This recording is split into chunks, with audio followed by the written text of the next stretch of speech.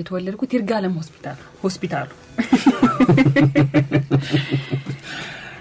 ይርጋለም እንግዲህ ከሻሸመኔ ወጣ ያለ ከተማ ነው የሚያውቀው ሰው ካለ ቤተሰቦቼ ሻሸመኔ ስለነበሩ እኔ ይርጋለም ተወለድኩኝ ከዛ ሻሸመኔ የተወለድኩበት ሆስፒታል ነው እንጂ መኖሪያችንም አልነበረም ይመስለኛል በጊዜው ሆስፒታል የተሻለ ሆኖ ያገኙት ቤተሰቦቼ እንግዲህ ይርጋለምን ይመስለኛልና ከተወለድኩበት በኋላ ግን ይጃላል ሆስፒታሉ ሲጀምርልን እንጂ ሻሸመኔ እኛ መኖሪያችን ነው ከዛ ከሆስፒታል ወደ ሻሸመኔ የመጀመሪያ ሴት ልጅ ሶስተኛ ልጅ ለቤት ሴት ልጅ ግን የመጀመሪያ ሴት ልጅ ነኝና ያው በጉጉት ተጠብቄ የተወለድኩት ሉላ የሚለውን ስም ራሱ ያወጣልኝ አባቴ ልዑል እንዳይለኝ ልዑል የወንድ ስም ሆነበትና ከዛ ሉላ የሚለውን ስም ግን እንደዚህ ይወደዋል እንደውም የስሜን ትርጓሜ ሲጠይቅ ብዙ ጊዜ በቃ ስሙን ስለሚወደው ነው አባቴ ሉላ ብሎ ያወጣልኝና አጋጣሚ ሆኖ አፋር ለስራ ሲሄድ ግን ቆንጆ ማለት ነው አሉኝ ኮምፕሊመንት ነው ብዬ ወሰድኩት ጥሩ ነገር ነው ብዬና ከዛ ሻሸመኔ ነው የነበሩት ቤተሰቦቼ እንዳልኩ ግን ትምህርት ቤት ይሄድ ነው ከኬጂ ጀምሮ አዋሳ ነው ማውንት ኦሊቭ የሚባል ትምህርት ለትንሽ ጊዜ ከሻሸመኔ አዋሳ እየተመላለስን እንድንማር ሞከሩና አስቸጋሪ ሆነ ያው መንገዱ 20 ደቂቃ 15 ደቂቃ ነው የሚወስደው ግን በየቀኑ ያንን ማድረጉ ትንሽ ስላስቸገራቸው የኔን ታናሽ እህትና ታላቅ ወንድሜን ሶስታችንን እዛ ከአባቴ ያክስት ልጅ ጋር እንድንማር አደረጉና በኋላ ላይ ግን እነሱ ሙሉ ለሙሉ ወደ አዋሳ ገቡ ከዛ በኋላ አዋሳ ኬጂን አለፈን አንደኛና ሁለተኛ ክፍልን አዋሳ ማውንት ኦሊቭ ከተማርን በኋላ በወቅቱ ቤተሰቦቼ መቀየር ስለነበረባቸው አስገዳጅ ነገሮች ስለመጡ ወደ ሻሸመኔ ተመለስን ሻሸመኔ ከተመለስን በኋላ ኩየር አድቬንቲስት ነው ጆይን ያደረኩ ኩየር አድቬንቲስት ገባን ኩየር አድቬንቲስት 2 አመት ከተማርን በኋላ ደግሞ ሙሉ ለሙሉ ወደ አዲስ አበባ መምጣት ነበረባቸው ቤተሰቦቼ ስለዚህ ልክ 4ኛ ክፍል እንዳለቀ ዶ ታይም ታዲያ ሚኒስትሪ ስንት አመጣሽ 94.2 አጥጭብልኛል እሺ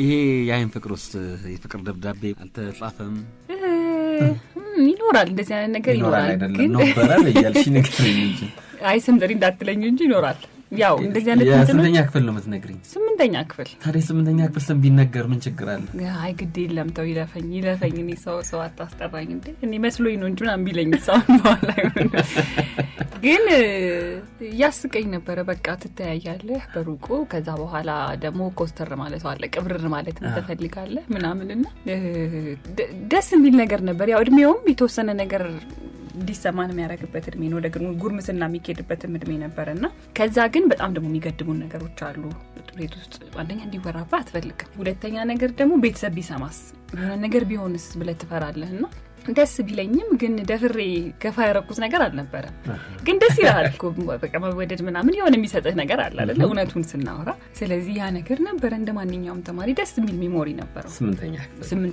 ከዛ ክፍል በታች የለም ትዝ የሚለኝ ነገር የለም እውነት ለመናገር እንደውም እኔ በጣም ሴት መባል ተማሪ ነኝ ግን አልነበረም እንደሱ ትዝ የሚለኝ የለም በቃ 8ኛ ክፍል ላይ ግን ይሄ በቃ ሁለቱንም ሳይሳካ ቀረ እንጂ አጉል ኢጎ ያዘኝ ነው አንቺ ግን ወደድሽ ነበር ደስ ብሎኝ ደስ ብሎኝ ነበር ከዛ ግን ምን ሆነ መሰለክ እሱማ አውቃለሁ ግን አጭር ነበር በጣምና እኔ ረጅም ነበርኩ ያደግ በቃ ቁመቴ በጣም የተመዘዘ የመጣበት ጊዜ ነበርና እሱ ነገሩ ይደብረኝ ነበር አጭር ስለነበረ በቃ ሰው ሲያይ ምናምን ምን ይለኛል ነገር ልጁ ደስ ይላል ግን ቁመቱ ወይ የቁመት ነገር ቀጠለ ይመስለኛል ከዛ ምን ይመረዘምኩ እኔን ደስ ምናቸው አዳጥሮቹ ሆነ መሰለኝ ግን ጥሩ ነበር ብቻ እግዚአብሔር ይመስገን ገርመኛል የሆነቴን እኮ ተከተለኝ ነገር ከዛ ከአንዳንድ በቃ የልጆቼን አባሳገበው ረጅም ሰው ነበር አይ ቲንክ አልተደረደርኩበት እሱም ይመስለኛል ይሄ ወይ እሰይ ተመስገን ምትል ፋይናሊ ዲክባታ እናግረኝተው እና እሱ በጣም ይገርመኛል በቃ እንትን መሰለኝ የሆነ አይ ዶንት ኖ ረጅም ወንድም አጭር ሴት ይወዳል ይባላል ረጅም ወንድም አጭር ሴት ይወዳል ይባላል ብዙ ሰዎችም ደግሞ እኛ ምን አይነት ሴት ነው የምንወደው እኩያችሁ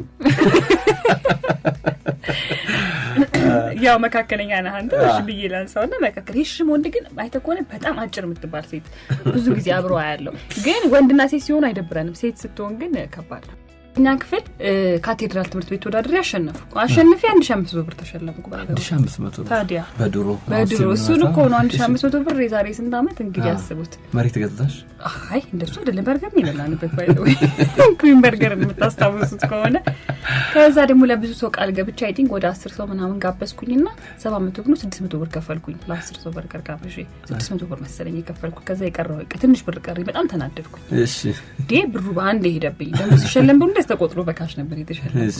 ከዛ በኋላ ከግሬስ በኋላ አሸንፌ ተሸለምኩኝ። ብር 1500 ብር ክራውኑ ይሰጣል ምናምን። ካርኒቫል ነገር አዘጋጅተው ነው አልተመለሰም። ያው የትምህርት ቤት እኮ ነው ካርኒቫል አዘጋጅተው ካቴድራል ሄጄ ተወዳደርኩት።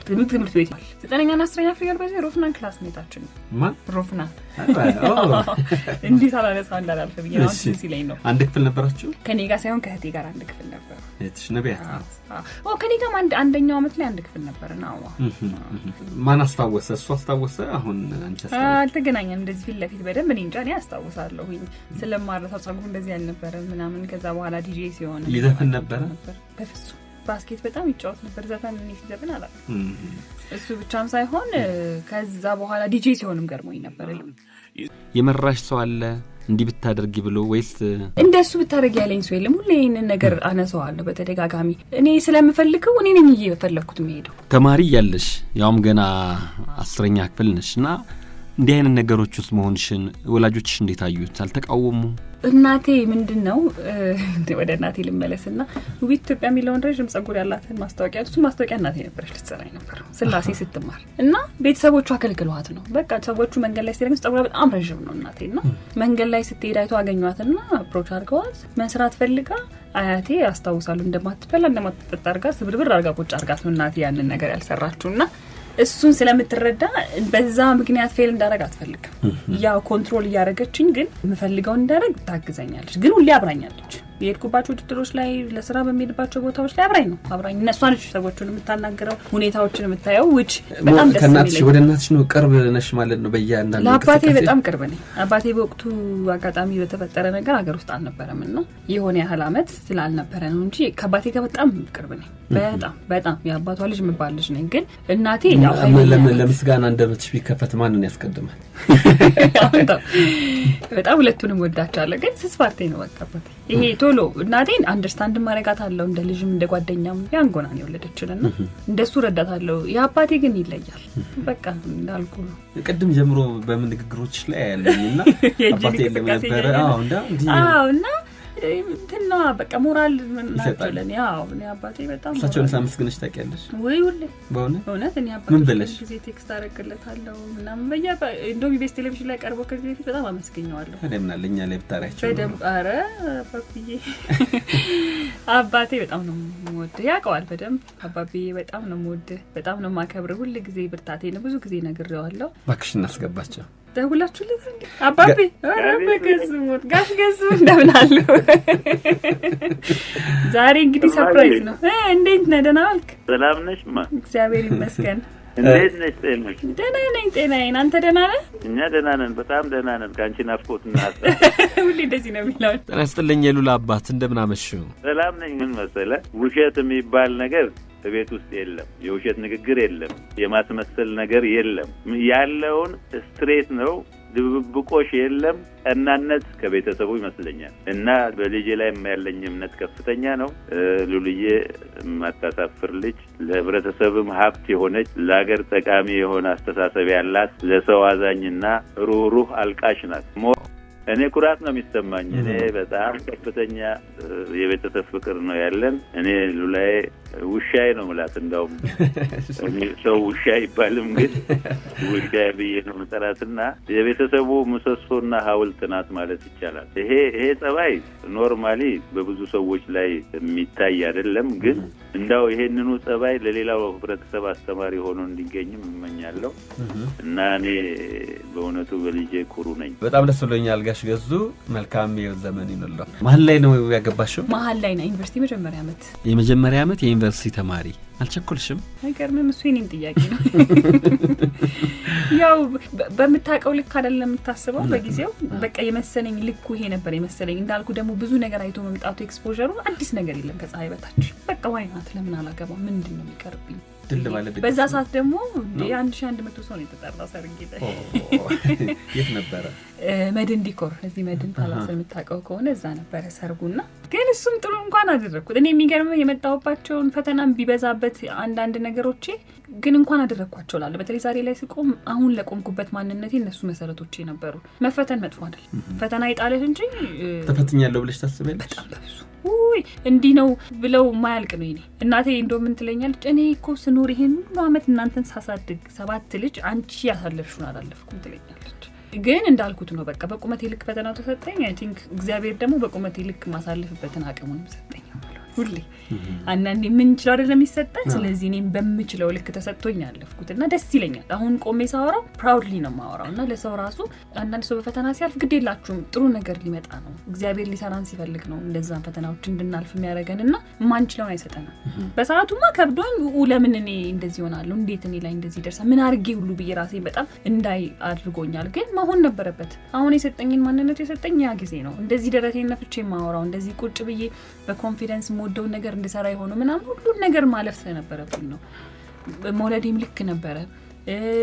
መውለዴ ለትምህርቴ መጨረስ ከአባቴ ቀጥሎ ትልቁን አስተዋጽኦ አድርጎልኛል ብዬ እንዳስብ የሚያደርገኝ ለልጆቼ ተማሩ ስላቸው አርጌ ማሳየት አለብኝ። አንቺ ለምን ብለው እንዲጠይቁኝ አልፈልግም። ስለዚህ አሁን ሲሉ እኩል ነው እንደዛ ነው የምላቸው። አሁን ልጅ አንዳንድ ጊዜ በቂ እውቀት አለኝና ትምህርት አይበቃኝም ትለኛለች። ብዙ እንዲያነቡ ምናምን አረጋቸዋለሁ ግን እንደዛ ይመስላቸዋል።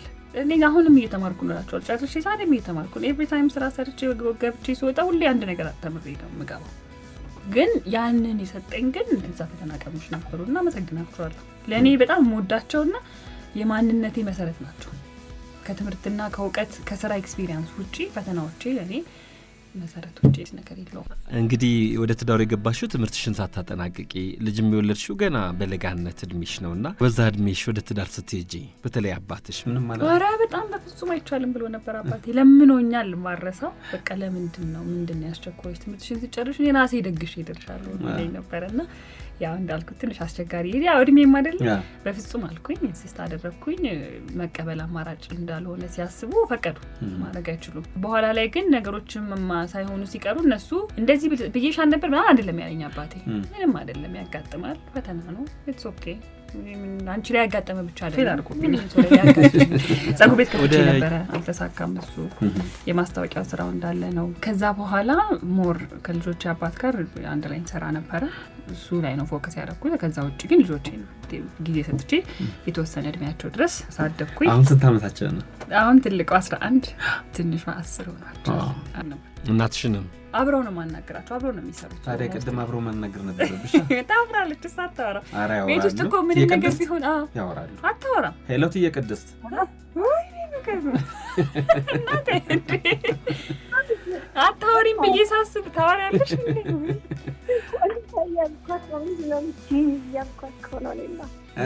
ሰላም ነው ስትይ የቀደስት እንዴት ነው? እግዚአብሔር ይመስገን ደህና ነኝ። እንዴት ናችሁ? ግን በእውነት እንጂ አትሻትልም ነበር። እንዴት ተሻሻቸው ገርሞኛል። ቲቪ ላይ ብዙ ጊዜ ጠየቅኳት እኔ የሚብላኝ እኔ ነኛ እኔ ጠይቄም አንተ በቃ እድለኛ ነህ በእውነት ይሻትልም። አባቴ ነው እሺ ብሎ የመጣው የቅድስት ሉላ ያኔ ተማሪ ያለች እንዴት አይነት ተማሪ ነበረች? እንዲያ ወላጅ ተብለው ሄደዋል ወይ? ትምህርት አቀባበሏስ እንዴት ነበር? እስቲ ንገሩኝ። ጎበዝ ናት። ያናደድኩሽን ጊዜም ተናገሪ። አይዞሽ ምንም እንዳታፍሪ ባይዘው እናት እንደ ልብሽ ተናገሪ። ደብተርሽን ምናምን ስለምትጠጂ ትንሽ የምገረፈውንም ተናገሪ እንጂ ምንም አትፍሪ። እኔ ሁሉንም አውርቼዋለሁ። ትንሽ ነው የተገረፍኩት ሁሉ ልዬ ኮመንታት አለብን። ግን መጥረጊያው ሁሉ እንጂ የምመታው ተይ እንጂ እናቴ የማይል ኮመንታት አይባልም ብዬ ደህና ናችሁ? ደህና ነን። ሁሉ ሰላም። ዛሬ በስልክ እናውራ ሬዲዮ ላይ ቅሬ ቤቱን እንኳን እንዴት ናችሁ? ሁላችሁም ሰላም ነን እግዚአብሔር ይመስገን። የቅድስት ተስፋዬ በጣም ነው የማመሰግነው የሉላ እናት። እድሜ ይስጥልኝ። በጣም አመሰግናለሁ። ተባረክሽ የኔ ጌታ። አሜን አሜን።